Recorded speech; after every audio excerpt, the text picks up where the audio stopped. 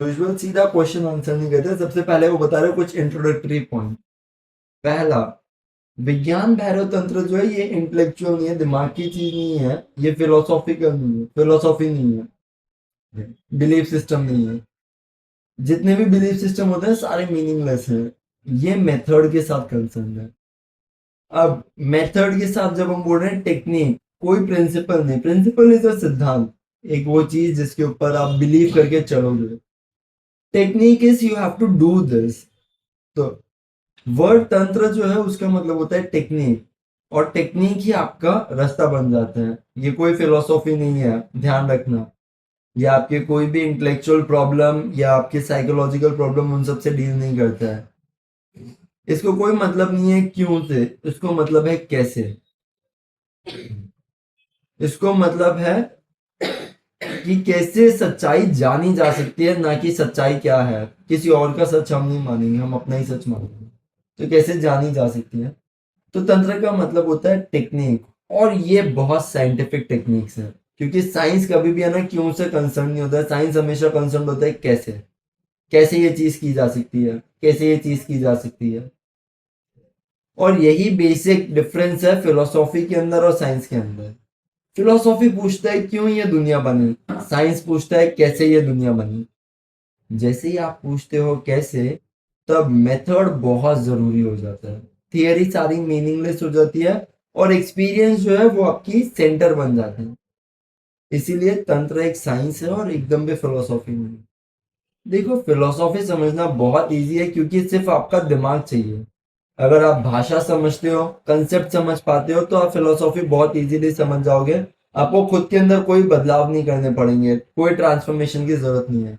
जैसे आप हो वैसे आप फिलोसॉफी समझ सकते हो, लेकिन तंत्र नहीं। तंत्र के लिए आपको पूरा एक चेंज ही होना पड़ेगा, पूरा ऐसे समझो कि म्यूटेट ही करना पड़ेगा। जब तक आप डिफरेंट नहीं होंगे, तब तक तंत्र को समझा ही नहीं जा सकता है, क्योंकि तंत्र समझने की चीज ही नहीं है। ये तो एक एक्सपीरियंस है।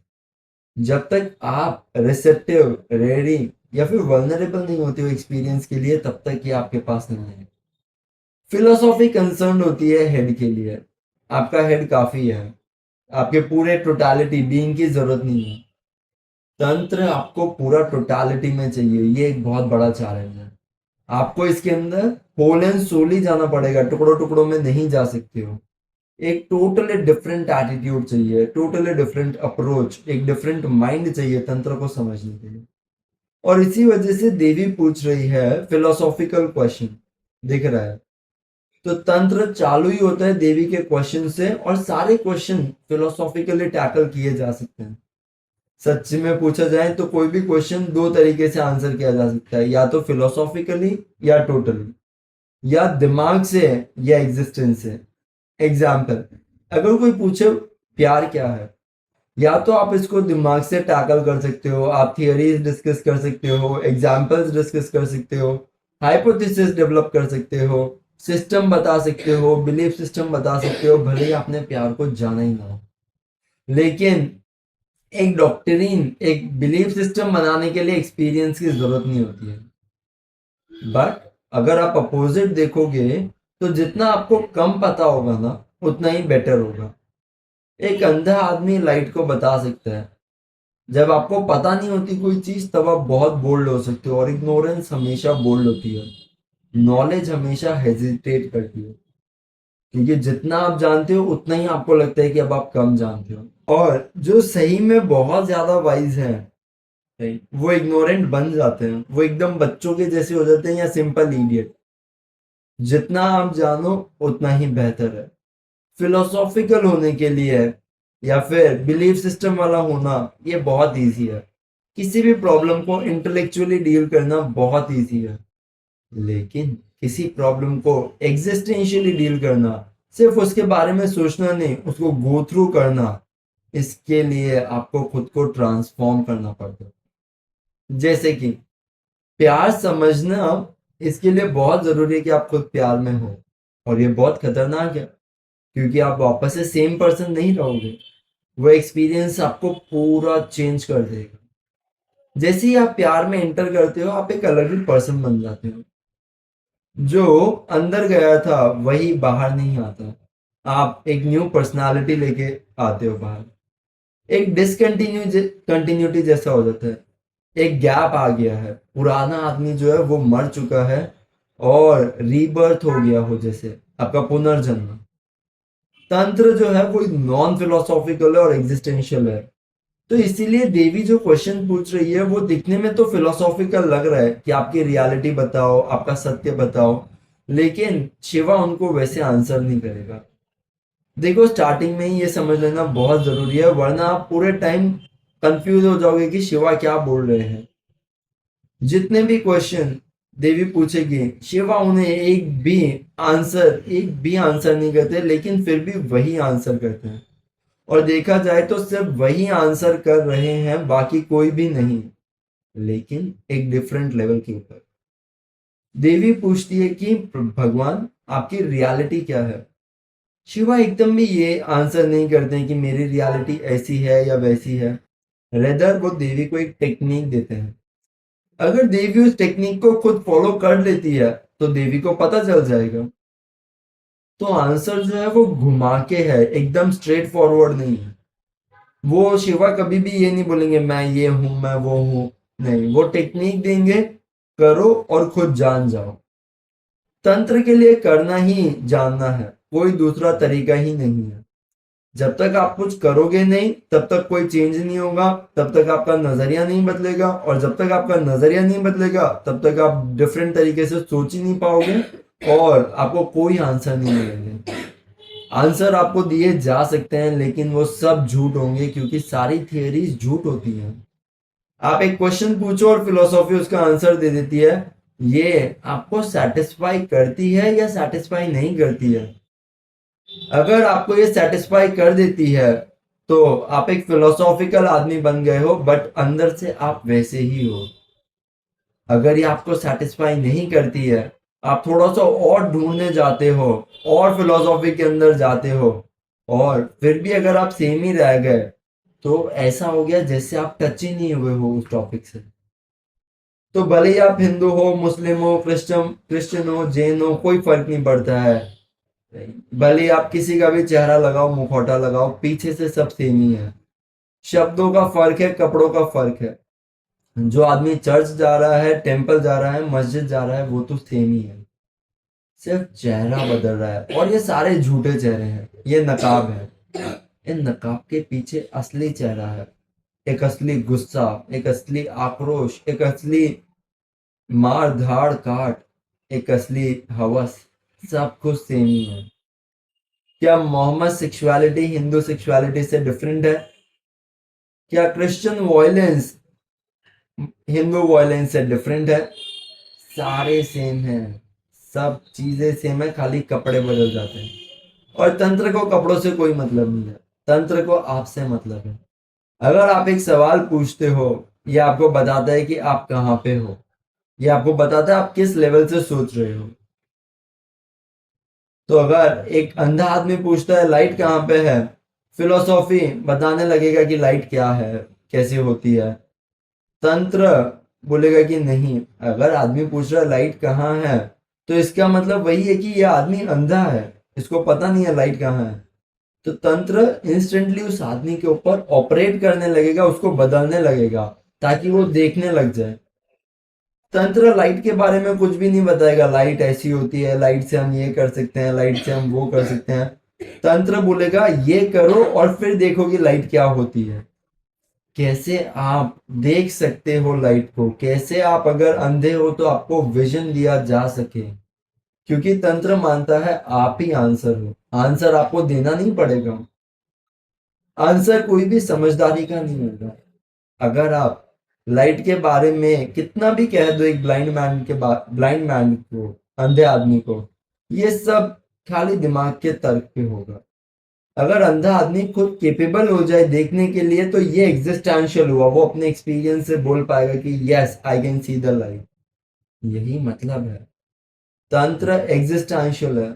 शिवा कोई भी देवी का आंसर नहीं करेंगे क्वेश्चन का, लेकिन फिर भी वो आंसर करते हैं। ये थी सबसे पहली चीज।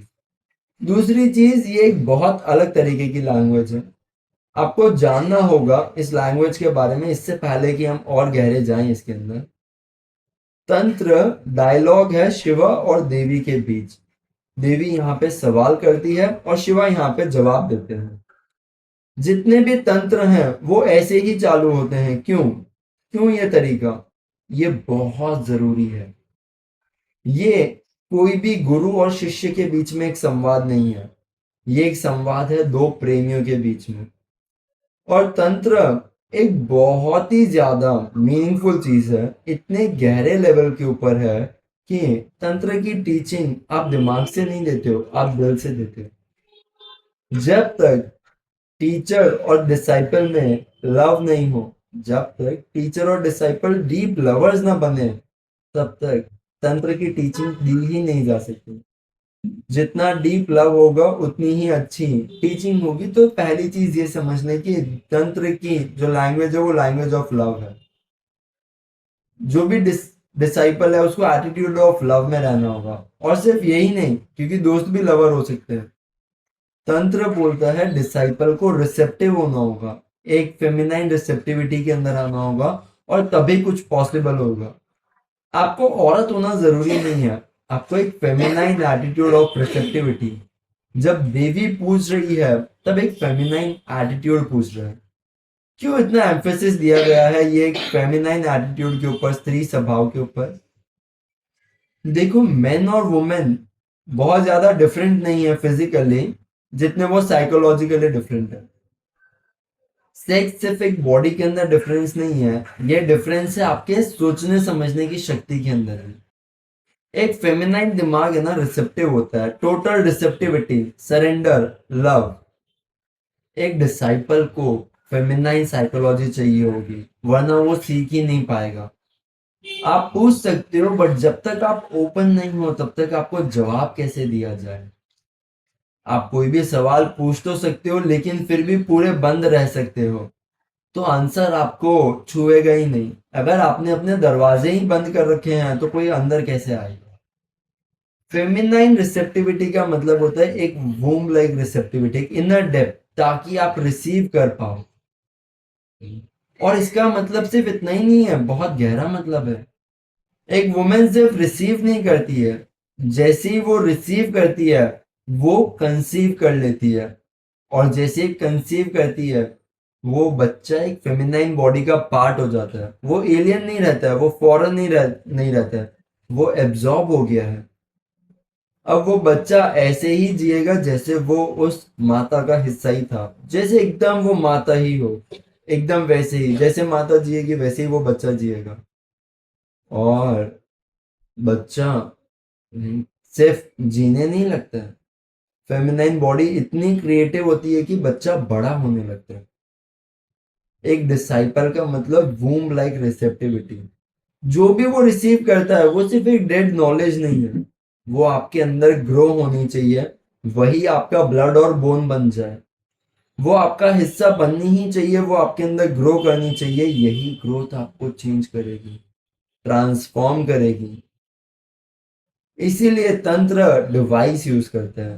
हर एक जितनी भी तंत्र की बुक्स हैं वो स्टार्ट होती है, देवी एक क्वेश्चन पूछती है और शिवा फिर उसका जवाब देता है। देवी जो है वो शिवा की अर्धांगिनी, शिवा का ही फेमिनाइन पार्ट है। एक और चीज, modern modern psychology, depth psychology particularly ऐसा बोलती है कि मैन जो है, आदमी जो है वो बोथ दोनों है, आदमी और इंसान। कोई भी सिर्फ आदमी नहीं होता है और कोई भी सिर्फ औरत नहीं होता है, हर एक जना बाइसेक्सुअल होता है। हर एक जने के अंदर दोनों तरीके के सेक्स होते हैं। ये एक बहुत ही रीसेंट रिसर्च हुई है वेस्ट के अंदर, लेकिन तंत्र के लिए ये एक बहुत ही बेसिक कंसेप्ट रहा है हजारों सालों से। आपने देखा भी होगा शिवा को ही अर्ध नारीश्वर के अंदर, आधे नर आधे नारी। सिर्फ ऐसा ही एक कंसेप्ट हमारे इतिहास के अंदर शिवा लेके आए हैं, शिवा को ही ऐसे डिपिक्ट किया गया है। तो देवी जो है वो सिर्फ शिवा की वाइफ नहीं है, वो शिवा का ही अदर हाफ है। और जब तक डिसाइपल जो है वो अपने टीचर का ही अदर हाफ ना बन जाए, तब तक इम्पॉसिबल है हायर टीचिंग्स कन्वे करना। या फिर कोई भी रहस्यमय चीज कन्वे करना, क्योंकि तब डाउट रहेगा। जब तक डाउट रहेगा, छोटे से छोटा भी क्यों ना हो, जब तक पूरी श्रद्धा नहीं होगी, तब तक आप कंप्लीटली उस चीज को एक्सेप्ट नहीं करोगे। एक्सेप्ट नहीं करोगे तो वो आपके अंदर कंसीव नहीं होगी, कंसीव नहीं होगी तो ग्रो नहीं होगी, और ग्रो नहीं होगी तो आपके अंदर ट्रांसफॉर्मेशन नहीं आएगा। पर अगर एक बार आप एब्जॉर्ब कर लेते हो, वो आपके अंदर वूम बन जाती है, फिर वो ग्रो होने लगती है और ये आपको पूरा बदल देती है। तो तंत्र हमेशा लव लैंग्वेज के अंदर ही लिखे गए हैं। कुछ लोग इसे लव लैंग्वेज समझते हैं, नहीं, और कुछ लोग इसे नहीं समझते हैं, लेकिन लव लैंग्वेज के बारे में भी कुछ समझ लेते हैं। देखो, दो टाइप की लैंग्वेज होती है, लॉजिकल लैंग्वेज और लव लैंग्वेज, और दोनों के बीच में एक बहुत बेसिक डिफरेंस होता है। लॉजिकल रीजनिंग जो होती है वो अग्रेसिव आर्ग्यूमेंटेटिव होती है, वायलेंट होती है। तुमने ये बोला, मुझे ये बोलना है। अगर मेरा आर्ग्यूमेंट राइट है, इसका मतलब तुम रॉन्ग हो। लॉजिकल लैंग्वेज होती है वो ईगो सेंट्रिक होती है, I am right, I am this, I am that. लेकिन लव लैंग्वेज जो होती है वो टोटल अपोजिट होती है। It is not at all concern with I, it starts with you. Love language ही ऐसी होती है कि you are right, you are, I am concern with you, I am not concern with my ego, I am willing to give myself to you, willing to help you grow, to help you transform, to help you reborn. Logic हमेशा intellectual होता है, concept, principles, ये सारी चीजें बहुत significant है और argument के अंदर बहुत काम आती है। बट लव लैंग्वेज के अंदर जो बोला गया वो इतना सिग्निफिकेंट नहीं है, लेकिन किस तरीके से बोला गया है वो बहुत जरूरी है। एक एक शब्द जो है वो इतना जरूरी नहीं है, जितना जरूरी ये है कि वो किस टोन में बोला गया है, क्योंकि ये दिल से दिल की बात है। माइंड टू माइंड डिस्कशन नहीं है, ये एक डिबेट नहीं है, ये तो एक कम्युनियन है, और ये बहुत रेयर होता है।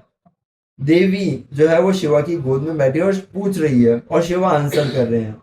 ये एक लव डायलॉग है, किसी तरीके का कॉन्फ्लिक्ट नहीं है। शिवा जैसे खुद से ही बात कर रहे हो। क्यों इतना एम्फेसिस लव के ऊपर या लव लैंग्वेज के ऊपर? क्योंकि जब आप अपने टीचर के साथ पूरे प्यार में होते हो, तब आपका पूरा ढंग बदल जाता है। फिर आप अपने वर्ड्स नहीं सुनते हो, फिर आप उन्हें पीने लगते हो, फिर वर्ड्स इररिलेवेंट हो जाते हैं। जो साइलेंस होता है वर्ड्स के बीच में, वो ज्यादा सिग्निफिकेंट हो जाता है। जो भी वो बोल रहे हैं वही मीनिंगफुल होता है, ऐसा नहीं है। जो वो नहीं बोल रहे हैं, जो उनकी आंखों में है, उनके जेस्चर्स में है, उनके लव में है, ये सारी चीजें मीनिंगफुल हो जाती है। इसीलिए तंत्र का एक फिक्स डिवाइस, एक स्ट्रक्चर है। हर एक विद्या जो है वो स्टार्ट होती है देवी के पूछने से और शिवा के आंसर करने से। यहाँ पे कोई भी आर्ग्यूमेंट नहीं होगा, कोई भी शब्दों का वेस्टेज नहीं होगा, कोई भी डिबेट नहीं होगी। सिंपल स्टेटमेंट्स हैं फैक्ट की, टेलीग्राफिक मैसेज जैसे हम बोलते हैं। नहीं, तो कोई किसी को कन्विंस नहीं कर रहा है, नहीं। अगर आप एनकाउंटर करोगे शिवा को क्वेश्चन के साथ, और वो भी क्लोज माइंड के साथ, वो आपको आंसर ही नहीं करेंगे इस तरीके से। पहले आपकी क्लोजनेस को तोड़ना होगा, फिर आपको वो थोड़ा सा अग्रेसिव बनाएंगे। आपके प्रेजुडिसेस, प्री कंसेप्शन, इन सबको तोड़ना होगा। जब तक आप पूरे अपने पास्ट से क्लियर नहीं हो गए हो, तब तक आपको कुछ भी नहीं दिया जा सकता है। बट ये देवी के साथ नहीं है। देवी के साथ कोई पास्ट ही नहीं है, क्योंकि याद करो, जब आप बहुत डीप लव के अंदर होते हो ना, तब दिमाग चला जाता है, पास्ट रहता ही नहीं है, प्रेजेंट मोमेंट ही सब कुछ हो जाता है। क्योंकि जब आप डीप लव के अंदर होते हो, तब प्रेजेंट ही सिर्फ एक वक्त होता है, now is all, no past, no future. तो देवी जो है वो पूरी ओपन है, कोई डिफेंस नहीं है, सारी चीजें क्लियर है, कुछ भी डिस्ट्रॉय नहीं करना है। ग्राउंड रेडी है, सिर्फ एक सीड डालना है। और ग्राउंड रेडी नहीं है, बल्कि वेलकमिंग है, रिसेप्टिव है, बोल रहा है कि सीड डाल दो। तो जितनी भी हम आगे चीजें डिस्कस करने वाले हैं ये सारी चीजें टेलीग्राफिक होंगी, ये सिर्फ सूत्र है, बट हर एक सूत्र एक टेलीग्राफिक मैसेज जो शिवा ने दिया है ये एक वेद के बराबर है, एक बाइबल एक कुरान के बराबर है। एक एक सेंटेंस, एक सिंगल सेंटेंस एक बहुत बड़े स्क्रिप्चर का पूरा बेस बन सकता है। स्क्रिप्चर्स जो होते हैं वो लॉजिकल होते हैं, आपको प्रपोज करने होते हैं, डिफेंड करने होते हैं, आर्ग्यू करने होते हैं। यहाँ पे कोई आर्ग्यूमेंट नहीं है, सिर्फ सिंपल स्टेटमेंट्स ऑफ लव है। तीसरी चीज, जो शब्द ही हैं विज्ञान, भैरव, तंत्र, इनका मतलब होता है ऐसी टेक्निक जिससे आप कॉन्शियसनेस के भी परे चले जाओ। विज्ञान का मतलब कॉन्शियसनेस, भैरव का मतलब वो स्टेट जब आप कॉन्शियसनेस के बियॉन्ड हो, और तंत्र मतलब मेथड। तो मेथड ऐसे जिससे आप कॉन्शियसनेस के भी परे चले जाओ, ये सबसे बड़ा डॉक्ट्रिन है या फिर लॉ है बिना किसी लॉ के। हम सब लोग अनकॉन्शियस हैं और इसीलिए रिलीजियस टीचिंग्स जो है वो कंसर्न है कि कैसे हम इस अनकॉन्शियसनेस से भी ऊपर जा पाए, कैसे हम और कॉन्शियस हो पाए। एग्जाम्पल, कृष्ण मूर्ति, जैन, ये सब लोग कंसर्न थे कि कैसे ज्यादा कॉन्शियसनेस क्रिएट कर पाए, क्योंकि हम सब लोग अनकॉन्शियस हैं। कैसे ज्यादा अवेयर और अलर्ट हो पाए, कैसे हम अनकॉन्शियसनेस से कॉन्शियसनेस के टूवर्ड्स जा पाए। लेकिन तंत्र कहते हैं कि एक डुअलिटी है, अनकॉन्शियस और कॉन्शियस। अगर आप अनकॉन्शियसनेस से कॉन्शियसनेस की तरफ मूव करते हो तो आप एक डुअलिटी से दूसरी डुअलिटी की तरफ जा रहे हो। और बहुत सारे लोग दोनों डुअलिटी में बस मूव करते रहते हैं। जब तक आप इन दोनों से ऊपर नहीं पहुंचते तब तक आप कभी अल्टीमेट तक नहीं पहुंचते। तो इसीलिए ना तो अनकॉन्शियस रहो ना कॉन्शियस रहो, रेदर बियॉन्ड चले जाओ। आपको सिर्फ रहना है, रहना मतलब बीइंग स्टेट। आपको जेन के भी परे, योगा से भी परे, जितनी भी टीचिंग्स है सबसे परे चले जाना है, क्योंकि विज्ञान भैरव एक स्पेसिफिक तंत्र टर्म है उस पर्सन के लिए जो परे चला गया हो। तो शिवा को हम लोग इसीलिए भैरव कहते हैं और देवी को भैरवी, क्योंकि ये सारे लोग, ये दोनों लोग जो हैं, एनर्जीज जो हैं, ये डुअलिटी से परे चली गई है। हमारे एक्सपीरियंस के अंदर सिर्फ लव ही हमें ऐसा एक ग्लिम्स दे सकता है। इसीलिए लव एक बेसिक डिवाइस हो जाता है तांत्रिक विजडम को इम्पार्ट करने का। हमारे एक्सपीरियंस के अंदर लव वो होता है जब हम किसी भी चीज की डुअलिटी से परे चले जाए।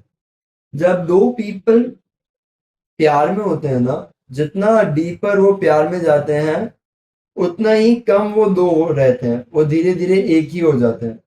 और एक ऐसा पॉइंट आता है, एक ऐसा पीक पॉइंट आता है जहां पे वो दो पर्सन रहते ही नहीं, अंदर से वो एक ही पर्सन है, डुअलिटी पूरी हट चुकी है। इसी सेंस के अंदर जीसस कहते हैं कि God is love, become meaningful. वरना नहीं, हमारे एक्सपीरियंस के अंदर प्यार ही जो है वो भगवान के सबसे नियरेस्ट है।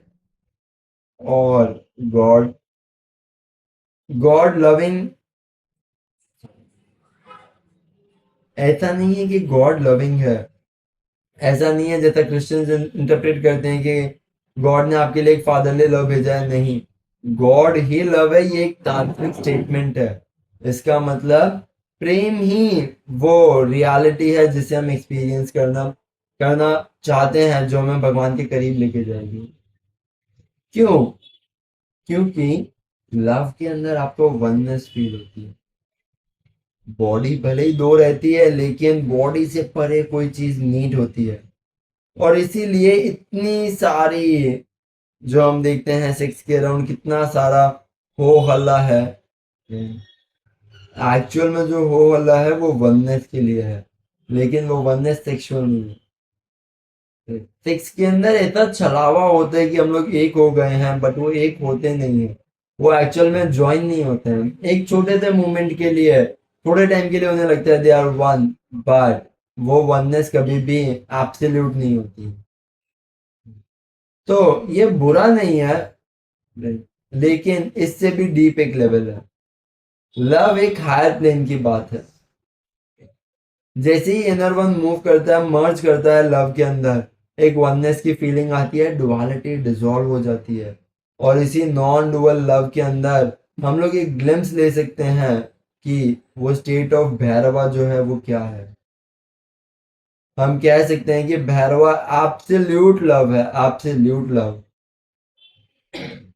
वो एक ऐसा पीक है लव का जहां से वापस से नीचे ही नहीं आना है, हमेशा पीक पे बने रहना। That is Bhairava. तो हम लोगों ने इसीलिए भगवान शिव का जो मंदिर है या जो निवास स्थान है वो कैलाश बनाया है। वो एक सिंबॉलिक चीज है। क्यों? क्योंकि वहां पे जाना बहुत डिफिकल्ट है। नहीं,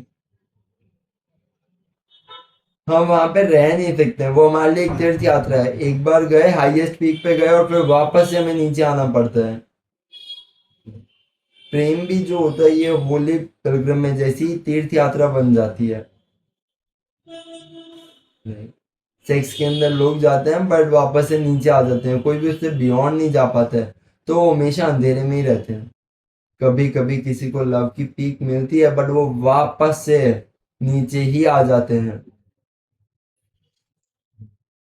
बट फिर वो लोग आते हैं जो कॉन्स्टेंटली इन लव होते हैं।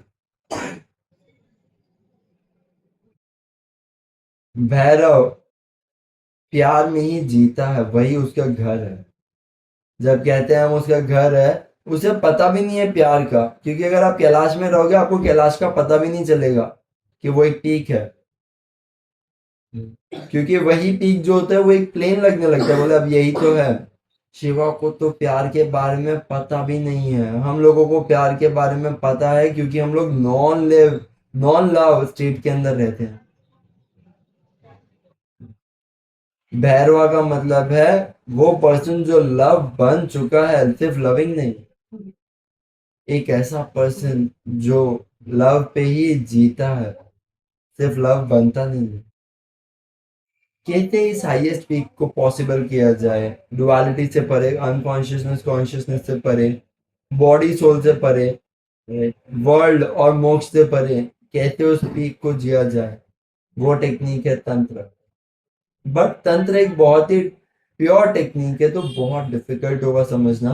तो सबसे पहले हम ये समझते हैं कि देवी पूछ क्या रही है। तो oh Shiva what is your reality. तो हम ये रियलिटी देखते हैं नेक्स्ट टाइम के अंदर। Thank you.